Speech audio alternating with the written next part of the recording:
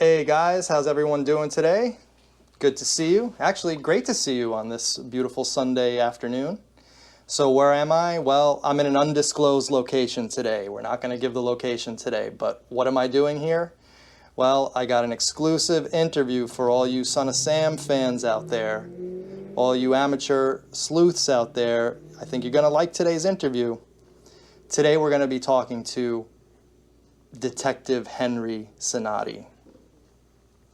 So, of course, those of you should remember from the book that Detective Cinotti was a major player in the early investigation of the cult. He worked with Maury Terry directly.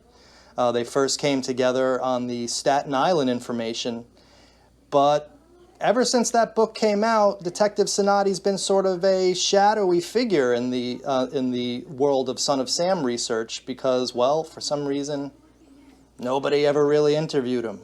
He was on an A&E special for about 10 seconds in the late 80s, early 90s, talking about how he absolutely was convinced that there was a cult involved in Son of Sam. And then that was it. So today we're hopefully going to get a lot more information out of the good detective. So without further ado, everyone, meet Detective Hank Cinotti. How are you, Detective Cinotti? I'm fine, thank you. Very, very appreciative, of course, for you spending this afternoon with me, and also the audience as well. I have been teasing this interview out to people, and a lot of people were looking very forward to hearing what you have to say today. So we really appreciate it. Thank you very much for having us inside your home. So Detective Cinotti, I'm just going to get started with some questions. But before we get into the heart of the Son of Sam stuff, I think it would be interesting for the audience to find out a little bit more about you, where you grew up, how you came to the police department, your career in the police department before you met Maury Terry, where you were, what you were doing, and then we'll ease into the Son of Sam information. So please let the audience know that, a little bit about yourself. I was born and raised in Manhattan. Oh, Manhattan, okay. And then when I joined the police department, I got assigned to the detective division, and I got assigned to the Bronx. How long were you a policeman before you became a detective? It was about 3 years. 3 years. So where were you, I'm sorry to interrupt, where were you a policeman, in Manhattan or the Bronx? In Manhattan, the 2-4 precinct. Then I went to narcotics. I went to the narcotics division when I got promoted. And do you remember what year you became a policeman? Oh yeah, 1963. 1963, okay. I did a full service retirement. They call that a full service when you do the 20 full years that you signed up for. Uh-huh. I did the 20 full years and I retired with a full service retirement. So you retired in 1983? 83, that's right. Okay. Maybe we're getting a little ahead of ourselves, but was this whole Son of Sam issue one of the reasons why you decided to retire then, or were you just sick of it? Well, it was a part of the reason because I was getting pressure. They didn't want the investigation to continue. I have felt all along there was more people involved from the information that I gathered. And the department at the time was closed-mouthed to it. They didn't want to get involved with it. They wanted to drop it. So they put pressure on me, and I figured I better get out before I have a big battle on my hands. Interesting. So, of course, we're going to get into all that stuff about Son of Sam, and we're going to find out about how you came into learning about Son of Sam. So you were a policeman for 3 years, and then you became a detective. Right. Now, they only promote people into detectives who show a much more greater skill and intelligence, I would imagine, than the average street cop. That's what they do. They pick the people that they want to promote, and I fit it into the bill. Mm-hmm. I was very active as a young police officer, and that caused me to get a lot of information out. Right. So then you became a narcotics detective first? I went to the narcotics division. Okay. That's what they assigned me, and then from that point I moved into the regular detective bureau section of the city, and I was assigned to the Bronx. And then how did becoming a homicide detective work in? While working in the Bronx, I had a couple of homicide cases, and I solved them. And as a result, the commanding officer invited me over to his unit. Uh-huh. That was the Bronx Detective Homicide Squad. Interesting. And that's where I picked up my career from.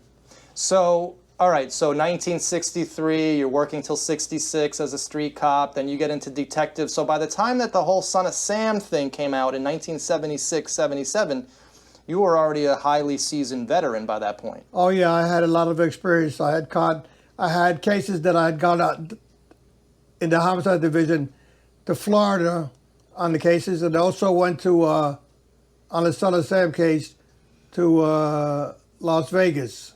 On Son of Sam? On the Son of Sam case. How did that come to be? The pieces that fed it in. As I interviewed people that would give me information, I would go there to find out if it was true. Okay, hold on. We're getting a little ahead of ourselves because I want to just sort of ease into the Son of Sam stuff. So, well, why don't we just get started with that, actually, now that I'm thinking about it. So, are you familiar with Detective James Rothstein? Yeah. Okay, now, he had information going back to 1970, apparently, because he was involved with Times Square and child prostitution and pimping and all that kind of stuff. He had information in 1970 regarding Van Cortlandt Park as well as Untermeyer Park up in Yonkers. That's right. When did you in your career start coming across did you ever come across any information about Van Cortlandt Park, Untermeyer Park, child prostitution? Did that ever cross your desk? That didn't cross my deck at the first time. It just happened to fit in later on as I was going over the case. So you got into that type of information after you met Maury Terry. That's right. So before you met Maury, though, because you guys came together on this Staten Island information with this Jane Jacqueline, whoever she was, and Reeves, Rockman, and all that type of stuff. When did this information from Staten Island start coming into you? Like what time period was that? That was about in the mid-70s, 1970, maybe 77. And Son of Sam obviously had already been started at that point. Right. Do you remember, like, what was your first introduction to even the notion that there was a cult of doing the Son of Sam stuff? That came in later on as I was progressing into the case. Uh-huh. The information started to come out in drips and drabs, and then as I hit one case, I went out to Air Force Base House in North Dakota. Right.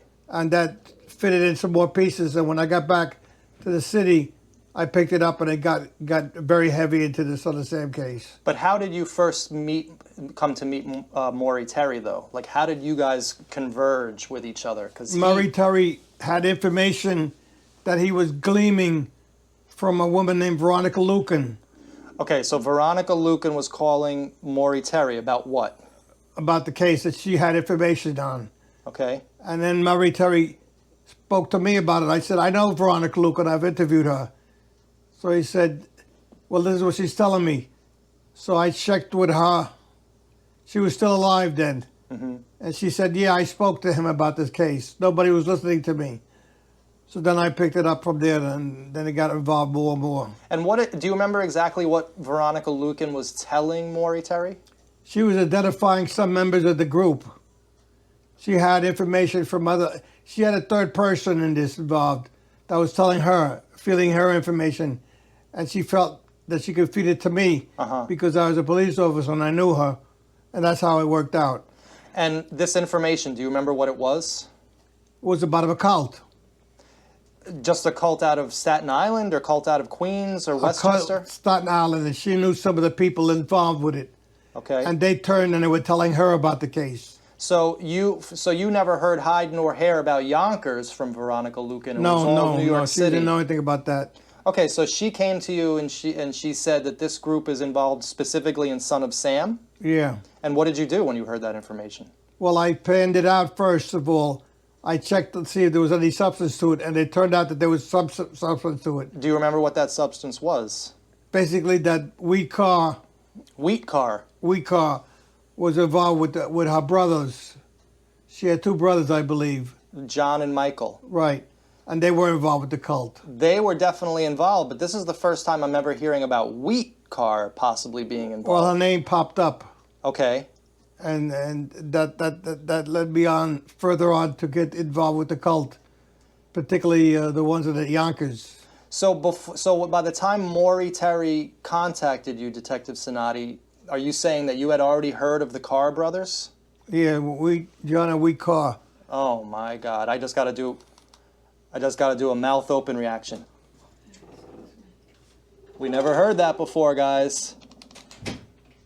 Hi, ma'am. How are you? I can now offer you anything? Oh, I really appreciate it. Thank you. I'm okay You for want now. a soda? No, I'm very good for now. I brought some water with me just in case, because I thought we were going to do this outside. Yeah. Oh, no.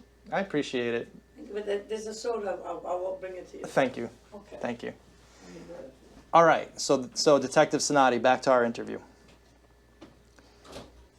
Wow. So, because the only thing that people have talked about Wheat Carr was that she answered the phone on police dispatch and fingered Berkowitz.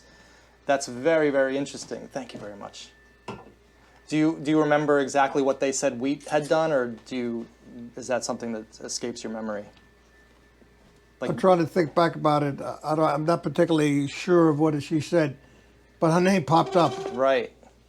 So wow. So by the time Maury comes around, you had already heard about the Carrs, and so you and Maury then hooked up together.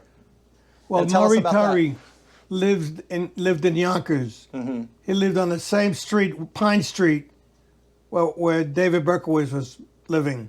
Are you sure? Oh yeah, he lived on Pine Street, Wow. right around the corner from Pine Street, Okay. and that's how the connection got involved. Right. So he calls you. You guys meet. It says in the book that you guys met for lunch on Central Avenue in Yonkers. And then what happened at that point? That when you and Maury hooked up? Well, he was suspicious of me. I was suspicious of him. Why? Well, because I was the police, and they didn't have the intelligence with it. Uh-huh. And they thought that we were just trying to take stuff out of them. You thought that Maury Terry was trying to get information from you that maybe he shouldn't have had. Is that what Right. you were trying to say? Interesting. And then so he was suspicious of you. Do you know why? It was a natural between the police to have with the press. With the press. Always. So how did you get over that then with him? Because I saw that he was for real. How quickly did it take before you saw he was for real? About a couple of interviews. Oh, really? It took that long? Not right off the not off the bat. A couple of interviews. I kind of accepted him at the beginning. Uh-huh. But more interviews showed me to have confidence in him. Very, very cool. So then once you guys decided to hook up, do you remember like what was the main focus of your investigation with him? Well, I went to North Dakota. Tell us more about that. I went to North Dakota with him because he had information about the cult. And when I went out to North Dakota, there was a guy involved with the cult. I can't think of his name off the bat right now. Uh-huh. He was involved with the cult. And I got to interview him. And then the doors started to open up more. And what information do you remember started to come in about North Dakota and John Carr? That they were planning their killings from North Dakota, the Air Force Base, to the state, to New York. They were planning them there. Yeah, that's what they originated, started with the group. Wow. So then, did anybody that you know, if you have names, you can feel free to say it. If not, feel free not to say it. But do you remember some of the names of John Carr's associates? Wheat Carr was one of the Carr brothers. Mike Carr was one of the. Mike Carr's. Yeah, But the North Dakota people, do you remember any of those names? Not offhand. Okay. So then, I'm particularly interested if you remember anything about what they say was the suicide of John Carr. Do you have any thoughts on that in particular? Well, they were saying that it wasn't a suicide. Who was saying that? The people within the Carr group. They said he was murdered. He was murdered, and made it look like a suicide cover-up. Wow. So, did you happen to see any of the autopsy photos? I saw originally down at the medical examiner's office the Here in New reports. York? Yeah, because I part of my duties was to go down to interview people in the. I knew a man down there and he was giving me information on the case. He said, "Yeah, we have this case," and I went down to see him. It's normally not open to the public, Right. and he gave me the information on it, and I found out that it was suicide for him. But but do you remember seeing the autopsy photographs? They were. I found them later on. They were basically just a cover up. Wow. Now, so why do you think it was a murder as opposed to a suicide? Because he knew too much. But was there any forensic evidence that proved more like murder than suicide? I remember looking over the autopsy photos from the medical examiner's office because I had a friend of mine down there, and he dug the case up for me, and I read it, and I was unsatisfied with the case description, and I thought he was probably killed. Anything in particular that popped out though as to why you had that suspicion? I was working on that case for a while, and then I stopped it. And I, as I recall, there was a group out there somewhere in Brooklyn that was involved with his case. And they were suspicious to me. I can't think of their names offhand. Right. And that opened up the case even further for me. Wow. I was never satisfied the way it went down. With the way the whole case or just the John Carr case? No, the John Carr case, the whole case.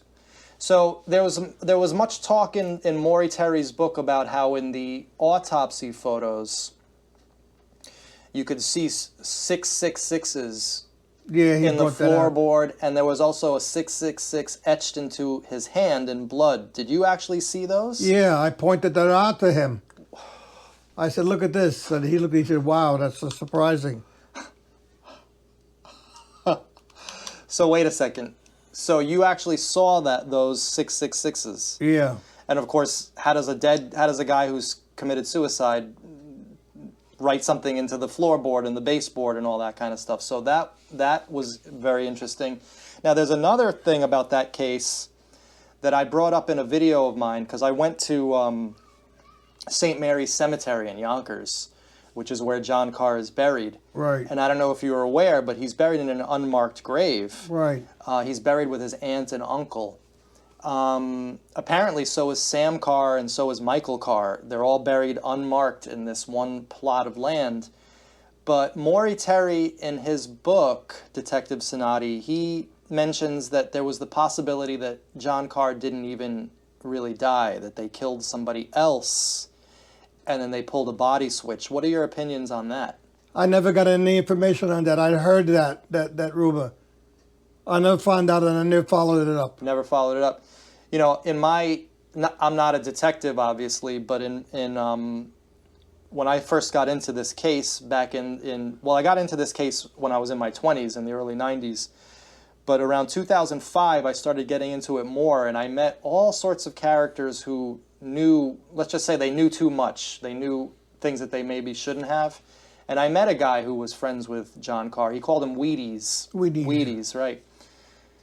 He told me just straight up that Wheaties was in New Hampshire. That he just said, yeah, they just fooled everyone, and Wheaties is up in New Hampshire. He kind of laughed about it, but I always thought, like, is there some possibility of that? But you never heard anything about body switches? I heard a lot of rumors about it, but I never followed it up. Right, right. So, okay, so then you get back from North Dakota. You and Maury Terry are still obviously working together. Right. What was the initial reaction by the police department? At that time, it was to shut your mouth. They didn't want to get involved with it. It caused a lot of problems downtown. The guys that got promoted were comfortable in their position. They didn't want to hear the news theory. Right. And that's what I was up against. But how many people expressed to you privately that you were on the right track within the NYPD? Well, these were guys like guys that I work with, but they didn't want to get on record. But they told you off the record, we believe this. They did. They told me that to my face. But the problem was there's too many chefs ruined the stew. Right. Wow. So North Dakota. So then they shut it down, and then what happens with you and Maury Terry at that point? Did you guys stop working together? No, Maury Maury had put out a book, Right. and he was more involved with that book than anything else. And he did a very good job on the book. He told it like it was. And later on, there was a case, Unsolved Mysteries with Geraldo Rivera. Right. He did the case. And he interviewed David Berkowitz on the case. Right. In prison. Right. And he asked him point blank, did you kill all the people? There's 7 dead people. He said, I didn't kill all. I only killed the 3 in the Bronx. This is out of the horse's mouth. I only killed the 3 people in the Bronx. Right. The other 4 in Brooklyn and Queens, I did not kill. Stacy Moskowitz was the last girl killed. I did not kill her. Now, granted, that came from his mouth, and I actually believe it, and probably most of the people watching this video believe that as well. But did you have any firsthand evidence, Detective Cinotti, that Berkowitz was telling the truth? Did you know anything about the Queens cases and the Brooklyn case that made you... Well, the one in Brooklyn I had involved with, that was Stacy Moskowitz. Right. I interviewed her, and I interviewed her mother and father, and they promised me they would help my case. I says, I can only do so much. I'm fighting City Hall. And they said, we're going to say that. And they went on television with Geraldo Rivera, and their interview produced the information that I needed to keep myself going and protect myself too, because the police department was not for me following up on the leads on this case. Right. They knew the case was case and closed. That's the way they wanted it. So the Moskowitz parents actually believed Maury Terry as well. Yeah. Everybody who was involved with the intricate part of the case knew there was more than one person involved. When you were studying the Moskowitz case, give names if you want. If you don't want, that's fine. But what was the ultimate thought on who came and who actually shot her? Was it someone from North Dakota? Was it someone from Yonkers? It was localized. It was kept at a local level because the cases had to be involved with people that knew what they were doing. And coming out of North Dakota would be too far out, too much. Right, because yeah, a lot of people are talking about this guy, Barry Desenko, out in North Dakota. He was friends with John Carr, but I personally am of the opinion that it was a local person too. It was local all the way.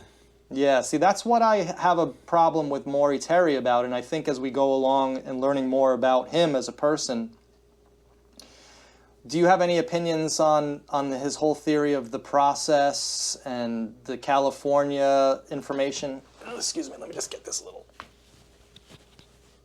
Offhand, I can't say because it was too far-fetched. Mm-hmm. But I kept it on a local level, and that's what kept me in sync. Right. So what were some of the things that you were hearing on the local level here about the case that maybe we don't know about in the Son of Sam community? Well, offhand, I can't recall it right now. I have to think about it more. Okay, fair enough.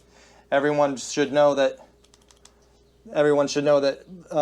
Detective Cinotti and I just agreed to this interview a few days ago, so we obviously haven't had too much time to prepare, but hopefully we'll be able to follow up on some of these questions as time goes on. All right, so let's talk about more stuff here. So this guy, Reeves Rockman. What can you tell us about Reeves Rockman? His name popped up in the investigation, but I never followed it up. You never followed it up? I couldn't follow it up. I hadn't enough time. Because in Maury Terry's book, it seems like you guys had a lot of conversations about this guy, Reeves Rockman. Yeah, we talked about it, but offhand, I don't stick out in my mind at this present time. Nothing remembers. Right, okay, not a problem. So then what happened once, like, the 90s came around? The police department, well, you were already retired in, what, 83? Yeah, I retired in 83. Right. So nothing happened with the investigation? Well, a couple of cases, Unsolved Mysteries with Geraldo Rivera. Right. They did an interview with me on that. And a couple other cases. During the years, they had followed up some other leads, and it was more like following a dead case, Right, right. and nobody wanted to hear too much about it. Yeah. So there was one case, we had brought it up earlier, but I want to, for the benefit of the audience, on some of these Son of Sam forums, people are speculating that a murder that took place in Queens in 1974 might have been associated with these people. And that's the murder of a woman named Leslie Zarrett. And the reason why people think that it was involved with Son of Sam is for two reasons. One, apparently they had put a hairbrush, I don't want to get too graphic, but they had put a hairbrush inside of her and posed the body. And Maury Terry said that Berkowitz witnessed that murder, a murder where they used a hairbrush on the body. So some people are trying to connect it that way. And then also in one of the letters, it says Z, the letter Z, women of Queens are the prettiest of all. So people might have thought that that was a reference to Leslie Zarrett with the Z. But in your career, did you ever hear anybody talk about this Leslie Zarrett? I remember that they brought situations like that out, but they never fully particularly identified it. Right. Do you have any knowledge of the Carl DiNaro shooting in Queens with Rosemary Keenan? It was the second incident. I heard about the case, but I didn't get the full particular on it. You didn't get the full particular. So, all right. So basically, Detective Cinotti, just a couple more questions, and I think we'll probably be okay for today. People wanted to know specifically from you about the Suriani and Esau shooting on Hutchinson River Road here in the Bronx. Yeah. Particularly the issue of the police staking out that block that night that they were there, and that they left like 5 minutes before the shooting happened. So people are speculating that maybe the police knew it was going to happen, they were involved somehow. Do you have any thoughts on that whatsoever? Well, it wasn't a direct participation on the police part. It just happened that was their time to get off duty. They went off. Right. These guys, the other side was waiting to see if they would leave, and they thought they would leave, and they would have left. That's when they made their move. Do you have any knowledge of any policemen who were involved with the cult? Not offhand. Both Yonkers and NYPD, not offhand? Yeah, not offhand. So there was also a question that someone had, maybe you know about, this is in relation to the Donna Lauria shooting. And some people are speculating that it was like a mob-related thing, that her boyfriend was a guy named Vinny, I have it here, Vinny Minatola. Is that a name that you ever heard before? Not offhand. Right. So were there any connections that Maury was able to make between all of the victims? Well, Maury did a good piece of work on this. He got information that he didn't disclose to me, but I felt that he had known more about the cases that he was involved with. You felt that he knew more about the victims, and right. What was your suspicions? Do you have anything that you can share with us? Not offhand. You know, I'm finding, Detective Cinotti, I'm finding that Maury Terry left all the great stuff out of his book. There's this whole area of Yonkers called the Lake Avenue Business District, and that encompasses a couple of key places in our story. Sacred Heart High School. Right. Lennon Park. Right. The Emerald Isle Bar. And Boy Scouts Troop 4 and 12. Right. Do you have any opinions on this avenue of research into looking into that neighborhood and those institutions? Do you have any opinions on the... I discussed this with him a couple of times. He was vague on this information, and I felt he was holding back on it. I totally agree with you. I felt like... Did you know that Maury Terry went to Sacred Heart? And I knew that. And he was in the class with John Carr. Yeah, that's right. And he knew about this guy named Scout. Did you ever hear of this guy, Scout? He was from North Dakota. No, Scout was from Yonkers. Oh, Scout was from Yonkers. There's a guy from North Dakota. They had a nickname for him, something like that. I can't think of it offhand. Interesting, okay. This guy, Scout, was friends with John Carr. Now, we have a name for Scout. I don't want to say it publicly because Scout's still alive, living in Arizona. But apparently, Maury Terry had heard a story in 1961 that Scout and John Carr were practicing witchcraft together. Did you ever hear stories like that? I heard that they were involved with the witchcraft angle. Going back that early, in high school? Not that particular year, but it was something in the past. So I feel, and maybe you agree, that Maury Terry knew more about this cult, the origins of it, than he even talked about in the book. And oh, he did. He was well versed. do you have any opinions as to why he would leave that information out? To protect himself. I guess that makes sense. These people were violent, psychopathic, homicidal killers. No doubt about it. So, all right, a couple other questions while we're on this roll, because I'm feeling good about this now. What was your knowledge of the cult activity here in the Bronx, in Pelham Bay Park? Well, the only information I got was secondhand, that the cult was started out originally in Pelham Bay Park.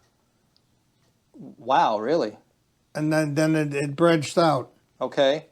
And what about Van Cortlandt Park? Did you ever hear anything about I've Van heard Cortlandt? stuff about that too. They also had a group there. And there was Van Cortlandt Park had a house as you come into Van Cortlandt Park in the beginning. Mm-hmm. And there was a couple of members in it. But I never found out the information. I couldn't get into the nitty-gritty. Did you ever hear of a site in Van Cortlandt Park called Vault Hill? Yes, I heard that, but I couldn't. I tried to firm it up, but I couldn't get close enough to it. Why? I mean, you were a homicide detective. How were you not able to? Because I couldn't get into the group. Into the actual cult group itself. That's what I needed to get that opened up. See, what we're finding now, Detective Cinotti, is that these people are all so old at this point that a lot of people now, because of this video series that we're doing, are coming out of the woodwork with stories. I had a guy call me today, I won't say his name, but he left me a message saying, I know everything about Lake Avenue, I know everything about this type of stuff. So maybe what I'll do is as I learn more information, I'll call you and let you know, and maybe it'll refresh some memories from the past, because I don't think our conversation is over, yours and I's, by any stretch. So what about Karen Wallstrom? The name rings a bell, but I don't remember exactly where it's from. I think she's connected one way into the cult from the back door. She was the teacher that they found in Van Cortlandt Park dead. Right. You never heard any stories about that? No. Interesting. I wonder what Maury kept from you. Do you have any, what are your opinions of that? Do you feel like he really leveled with you, or that he kept a lot of information close? Well, in the beginning it was touch and go. Uh-huh. He didn't want to tell me what I know, and I didn't want to tell him what I knew. Right. And we were like that for a while. What was your relationship with him? Did you guys stay in touch, or did you lose touch? We stayed in touch until he died just a couple of years ago. So you were friends with him and in touch with him up until that point? I was always in touch with him, keeping in touch with him. Did you guys, obviously you were talking about the case, did any new revelations come in, in the 2000s? Every now and then he would tell me a little tidbit that he found out, but not enough to keep me going. Right. What about women and the cult? What was your knowledge of women either as shooters or as participants in these rituals? I didn't hear anything on that angle, but I do know that there were some women involved with the group. Does the name Suzanne Conway strike any Not memories? Not offhand. Interesting. Just trying to think of other questions, because I think that what about this guy who Maury Terry named as a cult member from the East Bronx, a guy who went by the nickname Eggs, E-G-G-S. Did you ever hear anything about this guy Eggs? Not offhand. Because apparently he was the connection between Berkowitz and the Carrs. But we're still trying to figure this out, who this guy Eggs was. No thoughts on that? No, not offhand. Okay. So, all right, let me just check here and make sure that I got all my information here. So, again, your thoughts on the process, that it's just basically was more of the Son of Sam was a local thing. Yes. So, overall today, because I think that we've gotten quite a few interesting tidbits from you today, and I don't want to take up all of your time. But just give me an overview as to what you think happened in this case, just from start to finish. I want to know Detective Henry Cinotti's opinion of the Son of Sam case from start to finish. Well, from my point of view, when I did the investigation, I was blocked. Every time I got into an avenue to find out more information, I would have a steadfast blockage. And it made it tougher for me to keep going because the information dries up. Mm-hmm. If you don't get it when it's fresh, it dries up. And people die and move on. Right. So I thought it was a difficult investigation to begin with. And plus, I didn't have the NYPD on my side. They wanted case closed, leave it alone. And I kept telling them there's more information to this case. There are more people out there. And it was backing up a wall. And so, but overall, what do you think happened? Just from the information that you have learned from over the years of investigating, hanging out with Maury, what do you think was the origin of this cult? What do you think how many people do you think were involved? Anything? Well, they had a cult that was connected, which their own particular way of thinking of killing as a sacrifice for the devil. And that these people haven't been stopped, and they won't be stopped until the end of the world. Uh-huh. This is the battle of good and evil that God has foreordained till he plans to stop it. I can only say if you have your faith, hang on to it. Don't give it up, because it's a long battle back. Right. You lose and you're out. And Jesus Christ came down here and said it like he once before. He got crucified for it. I didn't believe this stuff in the beginning was a young kid because I was just young. But as I got older, I saw the writing on the wall. And some of these people on the Son of Sam cult learned the hard way. Right. They lost their souls, and they lost a lot of other things besides. So I would say stay on the right and narrow path. You're safe. If not, goodbye. All right, Detective Cinotti. Well, I think on that note, we will call it a day for this interview. I hope that this isn't the last time we speak. Okay. What I hope, of course, is that as we talk about this more, maybe more of your memories are jogged, because we're particularly interested in the local angle of all this, and we really, really want to find out. We're not interested in the process in Charles Manson. We're interested in Yonkers, Lake Avenue, the Bronx, your area of expertise. So we'll just say that this was a great first interview, and hopefully we'll meet again. And until that time, I just want to say thank you so much. Do you have anything final you want to just say to the audience? My only advice is to stay on the narrow path. Don't go too far off the beaten path, because when you fall off it, you can't get back on. It's hard to get back on. That's my advice to anybody. All right. Stay safe. Okay, well, Detective Cinotti, thank you so much for this amazing interview, and we'll hopefully see you again soon. Okay.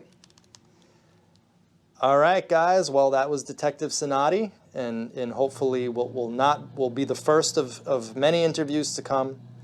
And what I would really hope that you do in the comment section is, if you have any questions, follow-up questions for the detective, that would be a great, great thing for me to know about, because I plan on speaking to Detective Cinotti more in the future, and maybe we can bring him more specific questions. No guarantee that they'll be answered, but at least we can hear from someone directly associated with the ultimate evil, with Maury Terry, with the New York City Police Department investigation into the cult. And so I personally am very excited. Hope you enjoyed today's video. Thank you for watching.